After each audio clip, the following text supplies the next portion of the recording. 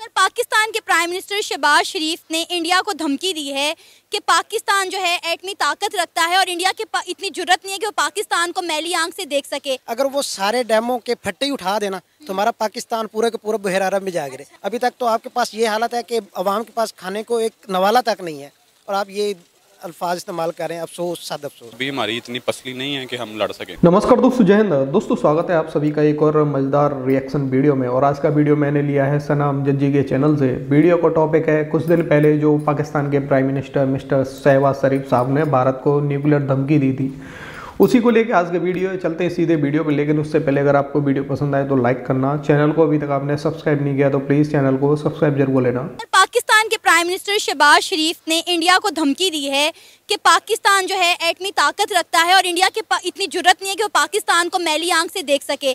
मैं आपसे ये जानना चाहती हूँ कि इस वक्त पाकिस्तान में जो क्राइसिस चल रहे हैं, हम लोग तो इस वक्त आटे के भी मोहताज हुए हैं कि तो क्या हम इस कंडीशन में हैं कि हम इंडिया को इस तरह की तड़ियाँ लगाएं, इस तरह की धमकियाँ दें जो कि दुनिया की 5वीं बड़ी इकॉनमी है।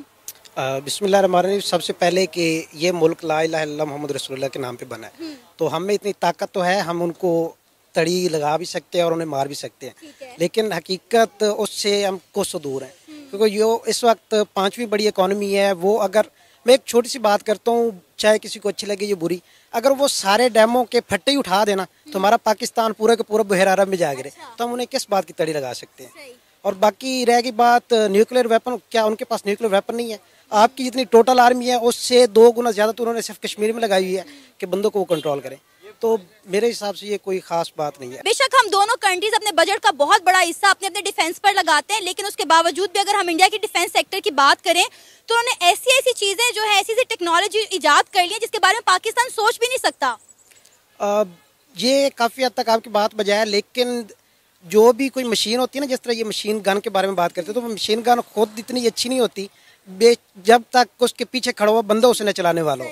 तो अगर वो हिसाब देखा जाए तो हमारे जितने भी पायलट हैं, हमारे आर्म फोर्सेस के जितने भी बंदे हैं, तो वो पूरी दुनिया में इंटरनेशनल लेवल पे वो गोल्ड मेडलिस्ट हैं। तो वो मुझे नहीं लगता कि वो किसी भी हिसाब से वो हमारे साथ कंपेयर कर सकते हैं लड़ाई में। हाँ, अगर हकीकत देखी जाए तो जिस हिसाब से उनके पास राफेल तियारा वगैरह है और जो बाकी वेपन्स हैं, न्यूक्लियर वेपन भी उनके पास है, और बाकी उनकी इकॉनमी हमसे बहुत ज़्यादा है। जितना हम बजट अपना डिफेंस पे रखते हैं उससे कई गुना ज़्यादा तो वो सिर्फ अपने लोगों को खिलाने के लिए रख देते हैं। तो बहुत ही ज़्यादा हम दूर हैं उनसे। हाँ, पहले हम अपनी इकॉनमी बेहतर करें, फिर उसके बाद हम अपने आर्म फोर्सेस के बारे में जो इल्ज़ामात लगाए जाते हैं, चाहे वो हकीकत है या गलत है, उनको ठीक किया जाए, तो उसके बाद ही कुछ हो सकता है। उससे पहले ये नहीं है। अच्छा, हमने इंडिया के साथ दुश्मनी रखनी क्यों है, लड़ना ही क्यों है? इस वक्त पूरी दुनिया अपने ताल्लुकात उनके साथ बेहतर करने में लगी हुई है। अभी आपको पता है तुर्किया में जिस तरह अर्थक्वेक आया है, इंडियन आर्मी वहां पर पहुंची है, सबसे पहले पहुंची है हेल्प लेकर। और बाकी कंट्रीज में भी आप देख लें, इंडिया के हर कंट्री के साथ टर्म्स बहुत अच्छे हैं सिवाय पाकिस्तान के। तो हम इंडिया के साथ ये तड़ियां लगाना छोड़कर दोस्ती का हाथ क्यों नहीं बढ़ा लेते? दोस्ती का हाथ बढ़ाना चाहिए, क्योंकि जो आपका सबसे करीबी पड़ोसी हो वो सबसे ज़्यादा आपका दोस्त होना चाहिए। ये तो बहुत बेहतर है। लेकिन हमारा उनके साथ और कोई किसी किस्म का भी इशू नहीं है। हमारा सिर्फ उनके साथ इशू कश्मीर जो है, अगर वो उस पर बातचीत करें और हमें दे, हमारे साथ वो बैठ के उस पर बात करें, तो फिर तो हो सकती है, दोस्ती भी हो सकती है, सारा कुछ चलेगा। क्योंकि वो हमसे जुदा हुए हैं 1947 में, या हम उनसे जुदा हुए हैं, ये तो एक अलग डिस्कशन है। भाई, कश्मीर तो इश्यू है ही नहीं, इश्यू है सिर्फ पीओके जो आप लोगों ने कब्जा करके रखा है। और रही बात तुम्हारे मुल्क में ये एक चूरन बांटा गया तुम्हारी आर्मी की तरफ से, अगर कश्मीर का ये चूरन पाकिस्तान की आर्मी पाकिस्तान में न बांटे तो पाकिस्तान की आर्मी जो है उसकी जो एक औकात है ना, वो बिल्कुल ख़त्म हो जाएगी। लेकिन जब तक कश्मीर की बात क्लियर नहीं होगी कि वो कहाँ आता है, हमारे पास आता है, कश्मीरी अवाम क्या कहते हैं, उनके हक राय दही क्या है, उस वक्त तक उनके साथ दोस्ती नहीं हो सकती। तब तक हम जैसे चल रहे हैं ऐसे ही चलेगा। अभी आपको पता है कि तुर्किया में हेल्प के लिए उन्हें पाकिस्तान के जो है एयर स्पेस वो यूज़ कर सकते थे, लेकिन उन्होंने पाकिस्तान की एयर स्पेस जो है वो यूज़ नहीं किया, दूसरा उल्टा लंबा चक्कर काट के वो तुर्की पहुंचे हैं, लेकिन पाकिस्तान के रास्ते उन्होंने इस्तेमाल नहीं किए हैं। मतलब इतनी दुश्मनी, इतनी खारबाजी है एक दूसरे से हमें। बस अब ये हमारे जो सियासतदान है उन्हीं की ही मेहरबानी है। अब हम इसमें क्या कह सकते हैं। एक हमारा सियासतदान जो हुक्मरान आता है वो उनके साथ ज़्यादा से ज़्यादा दोस्ती बढ़ाना चाहता है, दूसरा आता है वो उनके साथ दुश्मनी बनाता है। और जब भी हमारा कोई नया जर्नैल आता है जो हमारा आर्मी चीफ होता है, वो आके ये कहता है कि जो कोई मैली आँख देखेगा तो हम उसकी आंखें निकालेंगे। यार आप किस वजह से आंखें निकालोगे, यार क्या करोगे आप? वो आपकी अगर एयर स्पेस नहीं यूज़ कर रहे तो बेहतर है ना, नहीं कर रहे हैं, उन्हें भी पता चले वो कहाँ कहाँ से घूम के जाते हैं। ये चाइना हमारे आगे पीछे घूम फिर रहा है, क्यों आ रहा है? सभी को पता है कि वो सी पैक मनसूबे की वजह से आगे पीछे घूम फिर रहा है। बस ठीक है, लेकिन यह है कि जब तक आप अपने आप को बेहतर नहीं करेंगे, आपके सियासतदान बेहतर नहीं होंगे, आपके आर्म फोर्सेस के जो हायर ऑफिशियल्स हैं वो ठीक नहीं होंगे, उस वक्त तक कुछ भी नहीं कर सकते आप। अच्छा, हमने तो मोस्टली ये कहते हुए लोगों को सुना है कि शरीफ फैमिली जो है वो मोदी की यार है। ये तो मोदी को आगे से तड़ियां लगा रहे हैं, तो फिर इनमें याराना कैसे हुआ? यारों को तो आप तड़ियां नहीं लगाते ना। अब बुजुर्गों को एक कहावत है कि अल्लाह ताला ने दो काम दिए हैं, एक से सुनो दूसरे से निकालो। तो ये जो होते हैं ना, ये जो सियासतदान होते हैं, ख़ास तौर पे ये शरीफ फैमिली, ये इस तरह के जो सियासतदान होते हैं ना, उन्होंने एक रखा होता है, एक हाथ मारने के लिए और एक दिखाने के लिए।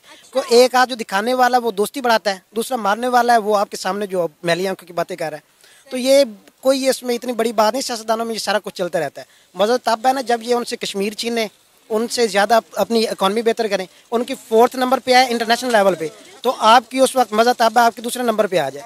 फिर तो मैं देखता हूँ ना कि आप किस तरह अपनी की हुई बातें पूरी करते हैं। अभी तक तो आपके पास ये हालत है कि अवाम के पास खाने को एक नवाला तक नहीं है, और आप ये अल्फाज इस्तेमाल कर रहे हैं। अफसोस, सद अफसोस। बहुत अच्छी बात की आपने कि ये जो है ना, ये हथियारों की जंग नहीं है, ये इकॉनमी की जंग है।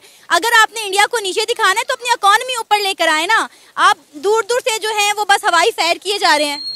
असल इशू ये है कि अगर आप सही तरह स्टडी करें ना इंडिया को, तो इंडिया ने आज से 15 साल पहले से ही एंटरप्रेन्योरशिप जो है ना उसका आगाज़ कर दिया था। बाकायदा वो कॉलेजों में, जो हाई स्कूल होते हैं उनमें भी जाके ना उनके ऐसे ट्रेनर थे जो सिर्फ बिज़नेस के बारे में बात करते थे।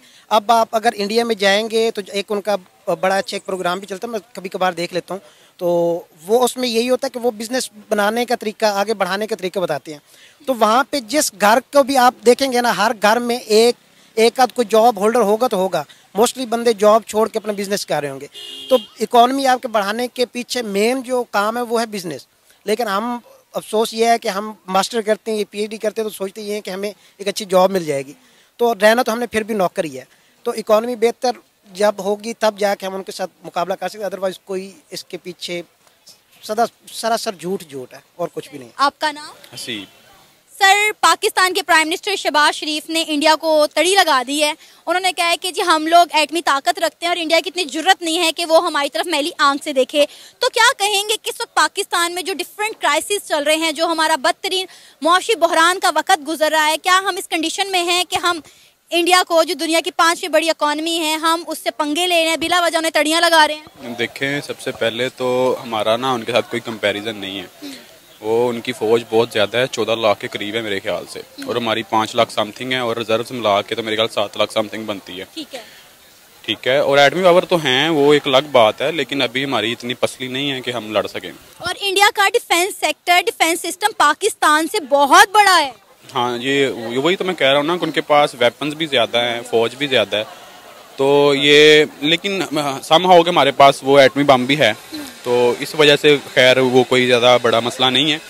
अगर जंग होती है तो फिर मुकम्मल तबाही अगर एक तरफ से चलता है तो फिर दोनों तरफ से चलेगा ना, जाहिर सी बात है।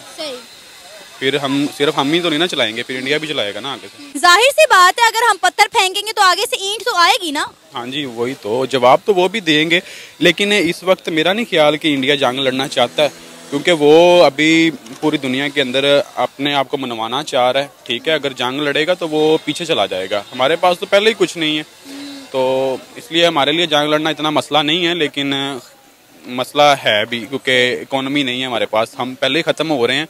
अगर जंग लड़ते हैं तो फिर हम तो बिल्कुल ही ख़त्म हो जाएंगे ना, तो हम तो 100 साल पीछे चले जाएंगे। लेकिन इंडिया की तरक्की में भी रुकावट बन सकती है। आपको नहीं लगता कि ये न्यूक्लियर वेपन की जंग नहीं है ये, बल्कि आज का जो दौर है इसमें इकॉनमी की जंग देखी जाती है कि इकॉनमी वाइज कौन कितना स्ट्रॉन्ग है, और इंडिया ऑलरेडी ये जंग जीत चुका हुआ है, यूके को पीछे छोड़कर दुनिया की 5वीं इकॉनमी बनकर। हाँ जी, ये सही बात है। देखिए, रशिया के पास हथियार बहुत थे, बम बहुत थे, लेकिन वो टूटा इस वजह से था क्योंकि उसकी इकोनॉमी बिल्कुल डाउन चली गई थी। तो हम इंडिया से पहले हम ख़त्म हो जाएंगे अगर वॉर शुरू होती है, लेकिन नुकसान इंडिया का भी होगा, ये नहीं है कि नहीं होगा, लेकिन हमें ज्यादा होगा। तो आपको पता है यहाँ पाकिस्तान में तो लोगों को रोटी के लाले पड़े हुए हैं। अभी कुछ दिन पहले ही की बात है, ज्यादा देर की पहले की बात नहीं है, कुछ दिन पहले की बात है कि हम यही न्यूक्लियर वेपन सऊदीया को बेचने की बातें कर रहे थे ताकि अपने लोगों की जरूरियात को पूरा कर सके, और अब हम इसी वेपन को लेकर इंडिया को तड़ियां लगा रहे हैं। मतलब समझ नहीं आ रही कि हमारी हुकूमत करना क्या चाह रही है। देखें, ये हमें वाकई ये बेच देना चाहिए, मेरा ख्याल है। मतलब ये नहीं कि सारा ही बेच देना चाहिए, उनके साथ कॉन्ट्रैक्ट करना चाहिए कि उन्हें भी हम एटमी पावर बनाते हैं, क्योंकि 2 मुसलमानों के पास एटम बम आ जाएंगे और उनसे बदले में ये चाहिए कि हमारा कर्जा सारा उतारें। ठीक है, हमारे मुल्क को ज़रा ये ज़रा अच्छी चीज़ें दें, स्ट्रक्चर दें अच्छा, ताकि थोड़ा स्टेबल कर सकें, क्योंकि ये हमारे हुक्मरानों से तो कोई उम्मीद नहीं है ना। जो भी आता है यही कह रहा है कि कर लेंगे, अच्छा होगा, मुश्किल वक्त है। मुश्किल वक्त पता नहीं कब ख़त्म होना है, मर जाना है सब ने। छोटे छोटे थे तब से सुन रहे हैं कि मुश्किल वक्त आ रहा है, मुश्किल वक्त है, गुजर जाएगा। अभी मुश्किल वक्त से गुजर रहे हैं, पता नहीं ये सही कब होना है। तो ये इन्होंने कुछ नहीं करना, इन्होंने कभी शॉपिंग नहीं की होगी जाके बाजार में, ठीक है ना, इन्हें पता होगा कि कौन सी चीज़ का कितने में मिल रही है। ये किसी से भी पूछ लें, बेशक इमरान खान है, बेशक नवाज शरीफ है, बेशक शहबाज शरीफ है, कोई भी है, इन्हें पता ही नहीं होगा कितने की होती है बाजार में। तो कोई ये क्या दुख समझेंगे किसी का। तो दोस्तों आपने ये वीडियो देखा, मतलब पाकिस्तान के बहुत सारे नेता हैं जो आए दिन मतलब भारत को धमकी देते हैं न्यूक्लियर बम की। साथ में पाकिस्तान के बहुत सारे रिपोर्टर, एंकर भी ऐसे हैं जो भारत को धमकी देते हैं एटम बम की। कभी कभी मुझे शक होता है दोस्तों कि पाकिस्तान के पास में इस टाइम पे एटम बम है भी या नहीं, या फिर पहले ही इन लोगों ने बेच खाया, सिर्फ जुबानी मतलब ये धमकाते रहते हैं इंडिया को। खैर दोस्तों, आपका क्या कहना है इस वीडियो के बारे में, अपनी राय कमेंट में जरूर देना, और वीडियो पसंद आई हो तो लाइक करना। फिर मिलते हैं किसी नेक्स्ट वीडियो में, तब तक के लिए जय हिंद, जय भारत।